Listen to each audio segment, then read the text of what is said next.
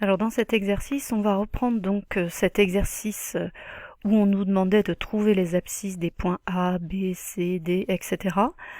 Et de les écrire, ces abscisses, sous la forme d'une somme d'un entier. Donc c'est marqué ici sous la forme d'un entier et d'une fraction plus petite que 1,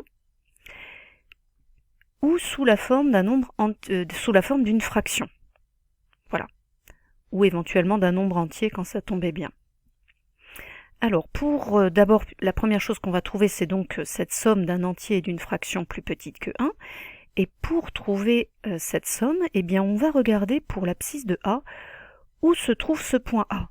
Et ici on observe que ce point A se trouve après le point d'abscisse 1. Alors ça veut donc dire que l'abscisse de A, que l'on note XA en mathématiques, cette abscisse est plus grande que 1. Donc c'est 1 et quelque chose de plus. Alors combien en plus?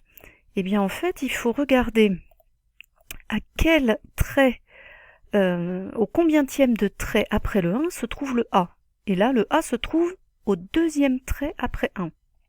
Donc deuxième trait après 1, c'est le numérateur de ma fraction. Sur combien? Eh bien sur un total de... on se rappelle que le dénominateur c'est le découpage de l'unité qui est ici entre 1 et 2. Et cette unité elle est découpée en 1, 2, 3, 4, 5, 6 morceaux. C'est le deuxième trait sur 6. Donc voilà la décomposition en somme d'un entier et d'une fraction plus petite que 1. Plus petite que 1 parce que le...